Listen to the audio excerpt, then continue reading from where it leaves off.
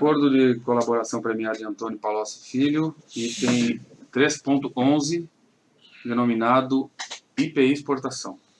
O IPI Exportação foi uma queda de braço de grande porte que houve entre o Ministério da Fazenda e o conjunto de empresas exportadoras antigas e novas no Brasil. Era uma demanda calculada em torno de 200 bilhões de reais e que estava toda ela em processo subjúdice, né?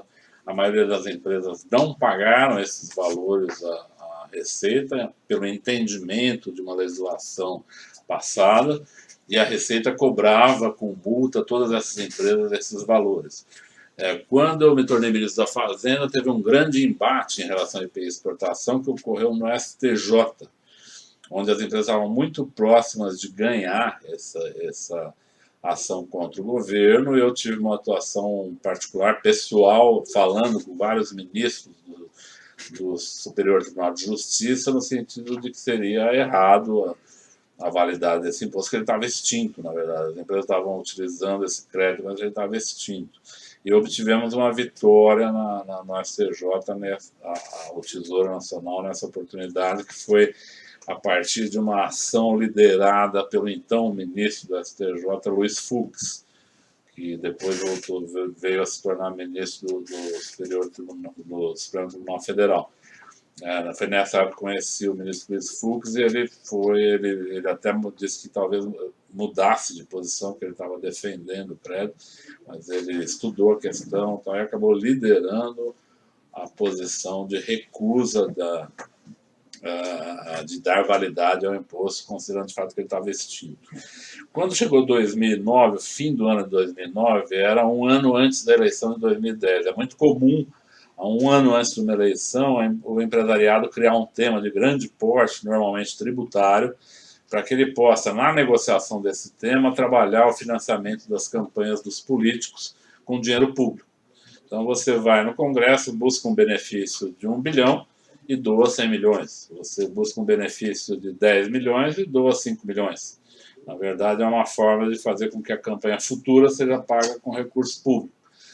Isso é muito comum. Então, todo fim do ano anterior à eleição, você vai ver uma demanda de grande porte empresarial apresentada ao Congresso Nacional. Ela tem o foco, normalmente essa demanda é aprovada massivamente pelo Congresso, porque 70% dos deputados estão vinculando o pagamento de sua campanha a esse projeto. Isso aconteceu várias vezes no Congresso Nacional, sempre mais ou menos nessa data. Nesse ano de 2009, véspera da eleição de 2010, o tema era IPI Exportação. Os empresários inconformados com a decisão do STJ e sabendo que o STF ia tomar uma decisão sobre IPI Exportação, concentram uma atuação no Ministério da Fazenda, na Fiesp de São Paulo, e no Congresso Nacional, e conseguem convencer a maioria das lideranças a colocar uma emenda num projeto que era relativo ao tema Minha Casa, Minha Vida. Eles colocam uma emenda que daria a validade a esse imposto já extinto para os empresários exportadores, num valor que tinha contas variadas, mas variava entre 100 e 200 bilhões o valor envolvido nessa discussão. Foi muito explícito essa operação, porque ela ficou desajeitada, ela ficou escandalosa, na medida em que não era um jabuti na árvore,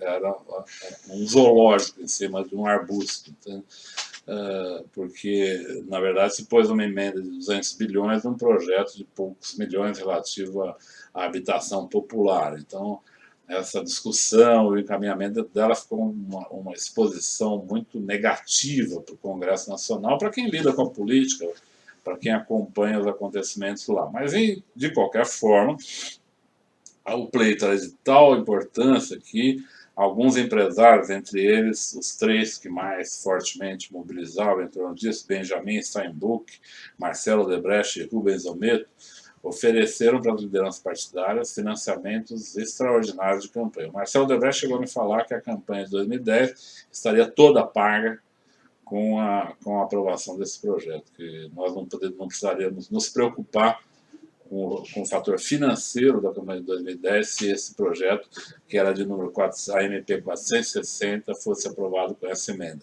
O relator desse projeto era o deputado André Vargas, na época deputado do PT. Quando desse assunto, eu levei ao presidente Lula, e o presidente Lula ficou interessado em aprová-lo. Pediu para eu conversar com o Guido inicialmente queria aprová-lo também, ele estava fazendo discussões com a Fiesp, não é? E essas discussões com a Fiesp, ele estava achando que era bom buscar no Congresso uma maneira de resolver essa pendência. E pediu o Guido para que eu acompanhasse isso e o informasse. Bom, a coisa andou, mas andou de uma maneira muito ruim, no sentido de que os empresários não tiveram limites na demanda e esse processo foi se desenvolvendo a ponto de ficar muito caro e muito desajeitado, na verdade. Ele não tinha o mínimo de razoabilidade. Ele era uma tomada de recursos do Tesouro de maneira quase escandalosa. Veja que e ainda era uma emenda a um projeto de casa popular. Até tinha uma coisa que circulava no Congresso que o projeto era Minha Casa Minha Vida e a emenda era Meu Jatinho Minha Vida. Isso circulava a boca pequena no Congresso. Então, nessa oportunidade, eu fui ao Lula e ao Guido. O Guido também já estava desistindo de aprovar o projeto, ele percebeu que não estava adequado à formulação do projeto. E o presidente Lula também começou a recuar da sua provisão. Por isso, ele foi aprovado no Congresso e o PT, o nosso partido, eu em particular, votamos contra, mas ele teve maioria de votos e seguiu para a sanção presidencial. O Marcelo Odebrecht fez uma reunião comigo, estranhando o meu voto contrário. Ele disse que tinha certeza que eu ia votar a favor, e foi na minha casa, quando eu morava na casa anterior atual, que eu morava em São Paulo, no bairro Moema. Ele foi na minha casa no dia seguinte e perguntar por que eu tinha votado contra, porque ele tinha uma importância muito grande, ele ia dar um benefício muito grande para o PT e para os partidos aliados. Eu expliquei para ele que não tinha condições de aprovar da maneira com que caminhou o projeto, que estava, na verdade, um grande escândalo.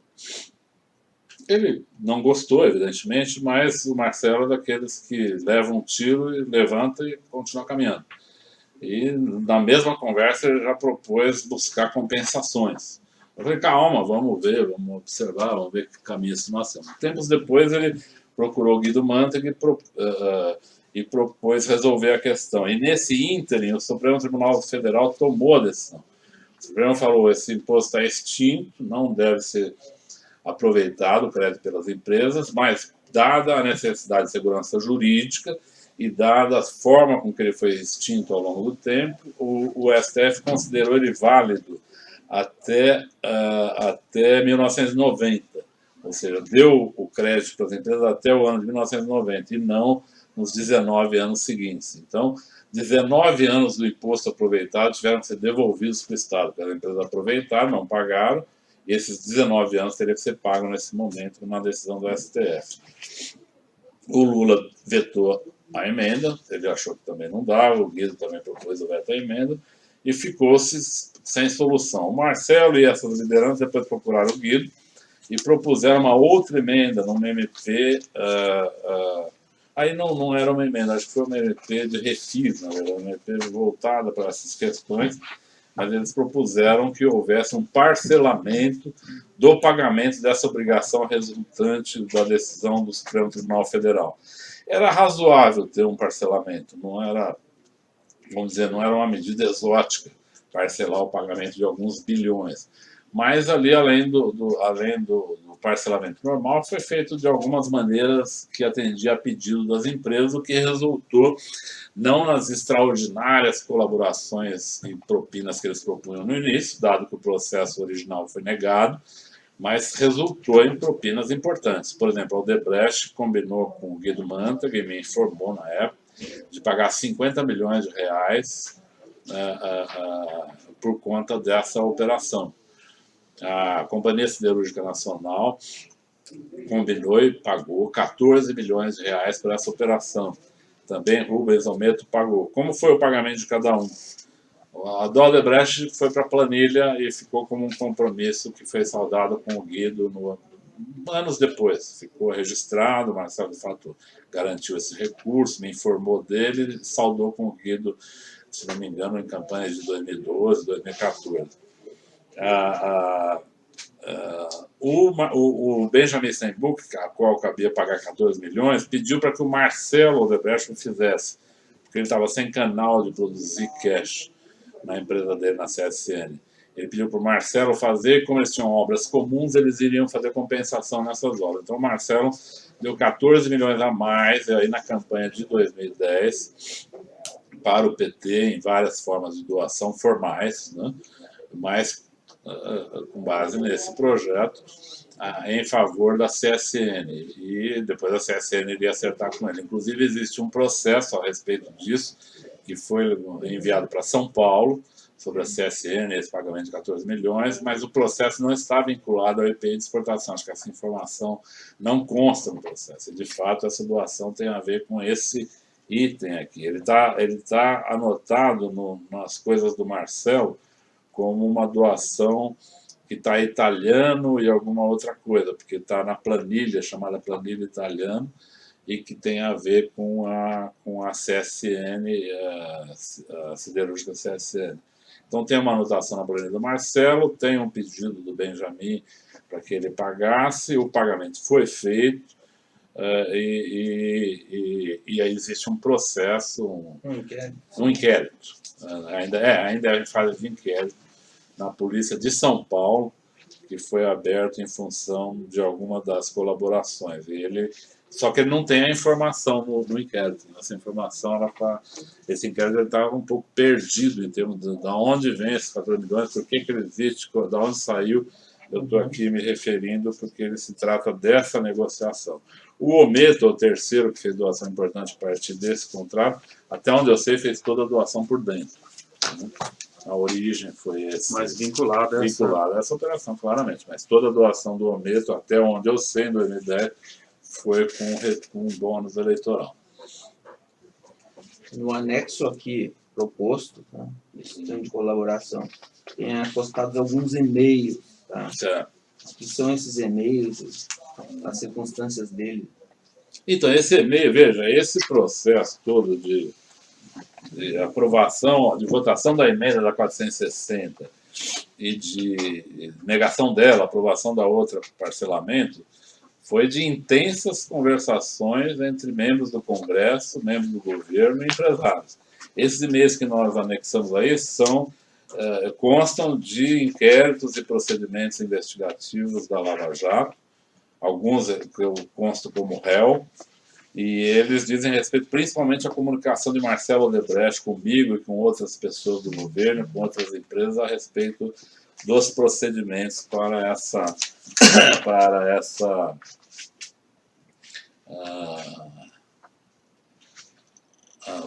questão. Por exemplo, tem um que diz: italiano acabou de me ligar, disse que Guido Mantega manipulou a informação para o presidente. Vai estar com o presidente na segunda ou durante o final da semana. Combinamos de nos encontrar amanhã às 16 horas. Ele mesmo pediu, além dos argumentos para a sanção, um veto parcial, que levassem alternativas para nos compensar. Isso é depois da visita do Marcelo à minha casa, e aqui ele está falando de mim. O italiano, aqui é uma história longa, esse negócio do italiano, muitas vezes quando ele fala italiano sou eu, muitas vezes não sou eu. Algumas vezes é o Guido, algumas vezes é um italiano de fato, que tinha uma relação com ele, outras vezes sou eu. Nesse caso sou eu, ele está falando da reunião que ele teve comigo. Por quê? Ele vai me questionar o voto, de eu ter votado contra, eu falo que não tem hipótese de votar a favor. Aí ele pede para eu pedir para o Lula não vetar, eu falei não, eu vou no Lula pedir para ele vetar. Aí ele pede um veto parcial e eu peço para ele, é isso que ele pede aqui para o diretor dele, razões para um veto parcial. Eu falo, me mande as razões, vou analisar, vou ver e tal. Mas eu acho, aí ele fala, ou então alternativa. Eu falo para ele, é melhor trabalhar com alternativa, porque isso aqui eu não vejo chance. É exatamente isso que ele fala. Durante a semana, combinamos de nos encontrar amanhã às 16 horas. Ele mesmo pediu, além dos argumentos para a sanção veto parcial, que levássemos alternativas para nos compensar. Então, isso corresponde à minha conversa com o Marcelo e ao encaminhamento que ele dá para os diretores depois de estar na minha casa. O outro é também coisa do mesmo sentido. Houve alguma conversa posterior a esses e-mails aqui? Sobre esse assunto? Sobre esse assunto, várias. Esse assunto envolveu dezenas de reuniões com muitas empresas, mas principalmente essas 3 grandes, umas 10 empresas de grande porte estavam envolvidas nisso. São grandes empresas exportadoras. Todas elas tinham pendências judiciais bilionárias. Eram de 1 a 3, 4 bilhões. Estavam pendentes dessas decisões da lei e do STF. E depois, quando o STF pacificou a questão, o pagamento tinha que ser feito, e eles não tinham mais recurso a fazer, e aí eles começaram a reivindicar, então, o parcelamento. E fazer um parcelamento, você pode fazer um parcelamento X ou Y, você pode fazer facilitado ou dificultado, numa taxa de juros tal ou qual. Então, tudo isso podia ser discutido. Então, criou-se, eles pagaram tudo que devia, mas num critério de parcelamento mais favorável, assim. E por isso deram contribuição.